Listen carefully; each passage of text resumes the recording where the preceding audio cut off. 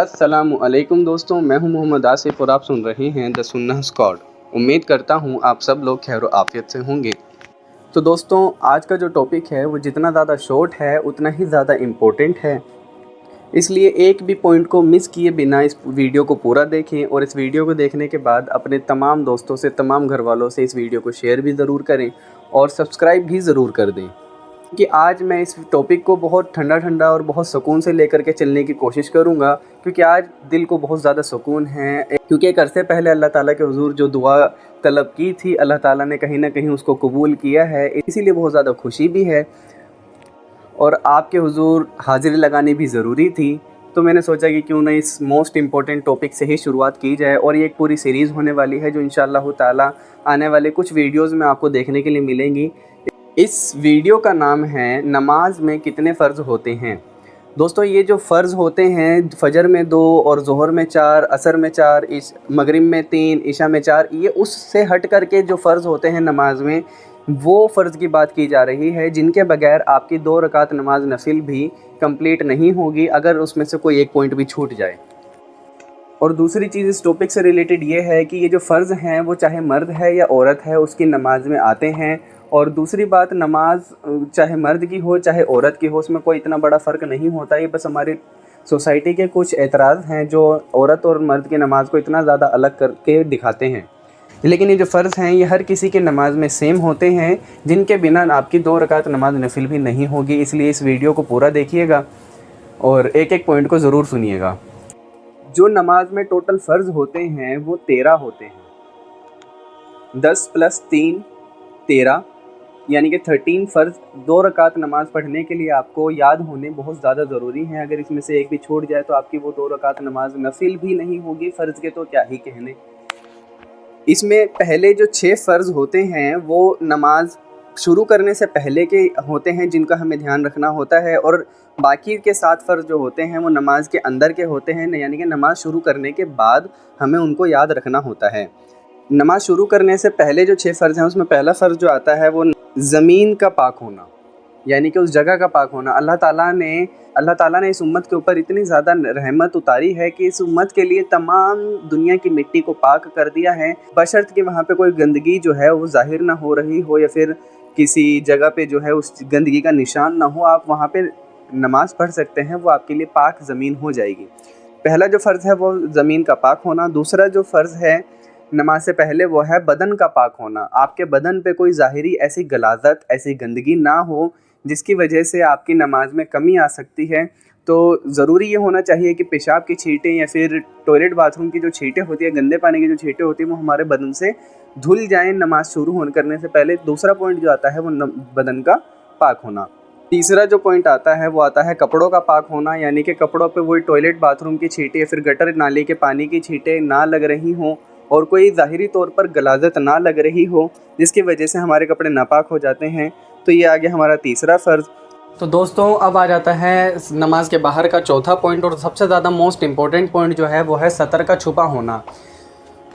क्योंकि इसमें बहुत सारे लोग मिस मारते हैं, ख्वाह वो औरतें हों ख्वाह वो मर्द हों। सबसे पहले हमें सतर के बारे में ये चीज़ जान लेनी चाहिए कि औरतों का सतर अलग है और मर्दों का सतर अलग है। सतर के ऊपर अगर हम बात करें तो जब आप कुरान पढ़ते हैं तो अल्लाह ताला ने उसमें औरतों का पूरा सतर बताया है कि कहाँ से कहाँ तक है। औरतों का सतर बाज़ लोगों के नज़दीक हथेलियाँ और पैर के तलवे और चेहरे की ये टिकिया छोड़ करके सारा का सारा बदन जो है वो सतर है, यहाँ तक कि बाल भी औरत के सतर में शामिल हैं। लेकिन बाज़ जो मेजॉरिटी पीपल है उसके अंदर चेहरा भी शामिल है सतर के अंदर, कि किसी भी नामहरम को किसी भी हालत में वो चेहरा भी दिखाना औरत के ऊपर वाजिब नहीं है। इसमें जो हमारी बहनें वो गलती करती हैं, वो जालीदार दुपट्टा ओढ़ करके नमाज़ पढ़ती हैं, वहीं पे उनके बाल भी दिख रहे होते हैं, वहीं पे उनकी बॉडी भी दिख रही होती है, और वहीं पे कुछ नामहरम भी घूम रहे होते हैं, जिससे कि उनका सतर तो छुपता नहीं है और उनकी नमाज जो है कमी आ जाती है, उनकी नमाज में जो है कमी आ जाती है। अब अगर हम मर्दों के सतर के बारे में बात करें तो उनकी नाफ यानी कि बेली बॉटम से लेकर के उनके घुटने के नीचे तक वो सतर के अंदर शामिल होता है। अगर यहाँ पे इस तरीके से मर्दों का सतर नमाज के बीच में खुल जाए तो उनकी भी नमाज नहीं होगी। बहुत सारे हमारे भाई जो होते हैं वो जुमे की नमाज में फिर अमूमन नमाज़ों में वो शर्ट इस तरीके से पहनते हैं, पैंट इस तरीके से पहनते हैं कि या तो पैंट सरक जाती है या फिर शर्ट ऊपर चली जाती है, जिसकी वजह से उनकी जो है बैक दिखने लग जाती है। अब इसमें कमी उनकी नमाज में हो हो जाती है और पीछे वाले का भी जो है मूड ख़राब हो जाता है, उसकी भी नमाज जो है वो ख़राब हो जाती है। तो इस चीज़ का ध्यान रखना बहुत ज़्यादा ज़रूरी होता है। औरतें जो है नमाज़ पढ़ते वक्त अपने सतर का ख्याल रखने में इतनी ज़्यादा कमी कर देती हैं कि वो इतने टाइट कपड़े पहनती हैं कि उनकी बॉडी की शेप पूरी दिख रही होती है, या फिर वो कुछ ऐसा दुपट्टा पहनती हैं जिससे कि उनके सारे बाल दिख रहे होते हैं, या फिर वो स्लीवलेस या फिर कोहनी तक स्लीव्स जो है उनको पहन करके नमाज़ पढ़ती हैं, जिससे कि वो उनका पूरा हाथ जो है, पूरी आर्म जो है वो दिख रही होती है, जिससे कि उनका सतर छुपा नहीं रह जाता, जिसकी वजह से उनकी नमाज में कमी आएगी। अब ज़रूरी नहीं है कि कोई नामहरम नहीं है तो हमारी औरतें या फिर हमारे भाई जो हैं वो अपने सतर को नहीं छुपाएंगे, क्योंकि हमारा जो अकीदा है वो ये है कि हमारे नमाज में फ़रिश्ते हमारे साथ शरीक होते हैं। और एक हदीस पाक का मफ़हूम भी है कि जब एक इंसान अच्छी तरह मिसवाक करके वज़ू करके नमाज़ पढ़ता है तो वो फ़रिश्ता उसके मुंह से निकलने वाले कुरान को लेता है और अल्लाह ताला की बारगाह में उसको पेश करता है। तो ये सबसे ज़्यादा इम्पोर्टेंट है, सतर का छुपा होना, इसके ऊपर सबसे ज़्यादा ध्यान देना चाहिए। बात को लंबी ना करते हुए सीधा टॉपिक पर आते हैं। हमारा जो पांचवा जो हमारा फ़र्ज़ है, पांचवा जो हमारा पॉइंट है नमाज से पहले, वो है किबले की तरफ हमारा मुंह होना। और जो हमारा 6th पॉइंट है वो है नमाज का वक्त होना, यानी कि हम जिस नमाज को पढ़ रहे हैं उस नमाज का वक्त भी हाजिर होना चाहिए। ऐसा नहीं है कि अभी ज़ोहर का वक्त शुरू नहीं हुआ, ज़वाल के टाइम में आप ज़ोहर अदा कर लें तो इससे भी आपका फ़र्ज़ जो है छूट जाएगा। और इसी तरीके से 6th एंड लास्ट पॉइंट जो आता है नमाज शुरू करने से पहले, वो आता है दिल में नियत करना। अब नियत करने को भी अगर मैं चाहूँ तो बहुत लंबी बात हो सकती है, लेकिन अगर आपके घर से आप निकले हैं और असर की नमाज़ पढ़ने के लिए निकले हैं और आप वहाँ पर जा कर के सीधा अल्लाहु अकबर कह करके नमाज़ शुरू कर लेते हैं और वो जो नियत हम लोगों ने शुरू कर दी है वो ना भी करें तो भी आपकी नमाज़ हो जाएगी। क्यों? क्योंकि आपकी नियत असर के पढ़ने की ही थी। हमारे उलमा ने वो जो नियत करना सिखाया होता है कि नियत करता हूँ 2 रकात नमाज फ़र्ज़ पढ़ता हूँ वास्ते अल्लाह के, ये अगर आप नहीं भी करेंगे तो भी आपकी नमाज़ हो जाएगी। ये सिर्फ हमें उस टाइम सिखाने के लिए था जब हम बच्चे थे कि अभी हम 2 फ़र्ज़ पढ़ रहे हैं, अभी हम 2 सुन्नतें पढ़ रहे हैं। लेकिन अब जब आपके दिल में नियत है तो आप उसको ना भी दोहराएं और सीधा अल्लाहु अकबर कह करके अपनी नमाज़ शुरू कर दें, तब भी आपकी नमाज़ हो जाएगी।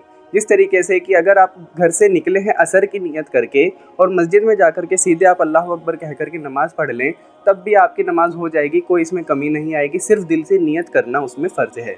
वो जो नियत होती है उसके ऊपर हम इंशाअल्लाह ताला आने वाली सीरीज़ में बात करेंगे, और इस वीडियो को जितना ज़्यादा हो सके उतना ज़्यादा हम लोग कम लेकर के चलते हैं।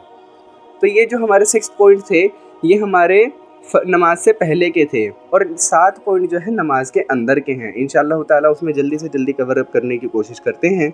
सबसे पहला जो फ़र्ज़ होता है वो है तकबीर तहरीमा कहना, यानी कि अल्लाहु अकबर कहना। जैसा कि मैंने 6 पॉइंट बताया था कि अल्लाहु अकबर आपको कहना पड़ेगा, आप भले ही वो मुँह से अल्फाज ना निकालें। अगर आप अल्लाहु अकबर कहे बिना ही हाथ बांध लेते हैं तब आपकी नमाज नहीं होगी। आप अल्लाहु अकबर कह करके नमाज़ शुरू करेंगे, पहला फ़र्ज़। दूसरा फ़र्ज़ जो है नमाज के अंदर का क़याम करना, यानी कि सीधे खड़े होकर के नमाज़ पढ़ना। अगर आपको कोई उज़्र नहीं है या फिर कोई आपको हेल्थ प्रॉब्लम नहीं तो आप बैठ करके भी पढ़ सकते हैं, लेकिन अगर आप इसके बिना बैठ करके पढ़ेंगे जिससे कि सवाब में कमी हो जाएगी। तीसरा जो पॉइंट है वो है किरात करना, यानी कि अलहम्दु शरीफ पढ़ना, अलहम्दु शरीफ पढ़ना, और कम अज़ कम कुरान की 3 आयतें अलहम्दु शरीफ के बाद आपको पढ़ना, ये फ़र्ज़ है, कम अज़ कम 3 आयतें।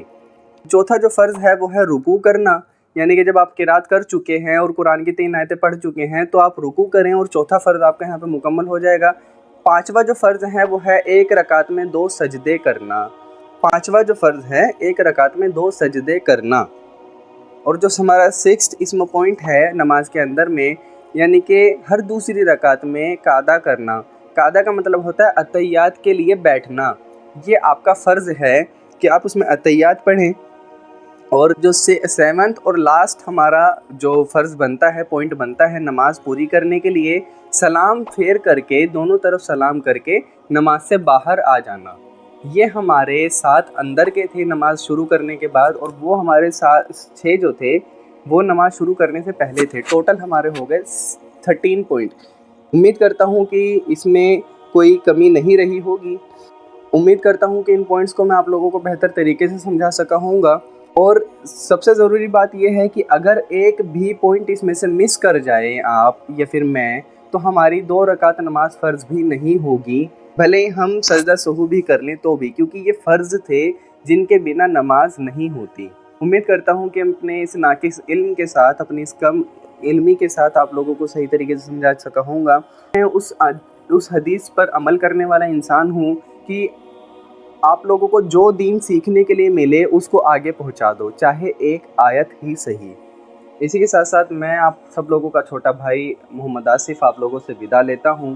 آپ سب لوگوں کو میری طرف سے عید مبارک ان ایڈوانس۔ لیکن یہ عید بھی کیسی مبارک ہو سکتی ہے جب ہمارے بھائی جو ہیں وہ بھوکے ہیں اور ان کا قتل عام کیا جا رہا ہے۔ کوشش یہ کیجیے گا کہ ہمیں کوئی اور نہ صحیح اللہ تعالیٰ تو دیکھ ہی رہا ہے، اکیلے میں بیٹھ کر کے ان بھائیوں کے لیے دعا ضرور کیجیے گا، اور جتنا ہو سکے ان بھائیوں کو مدد پہنچانے کی ضرور کوشش کیجیے گا۔ اپنے آس پاس میں دیکھیں کہ آپ کے ایماندار لوگ کون ہیں جن پر آپ وشواس کر سکتے ہیں اور وہ فلسطین کے بھائیوں کو اور بہنوں کو اور وہاں کے بچوں کو مدد پہنچا رہے ہیں، ان کے تھرو اپنے زکوٰۃ کو، اپنے صدقے کو ضرور ادا کیجیے گا، اور مجھے بھی اپنی دعاؤں میں یاد رکھیے گا۔ اس سیریز کو ضرور سپورٹ کیجیے گا اور اس چینل کو ضرور سپورٹ کیجیے گا۔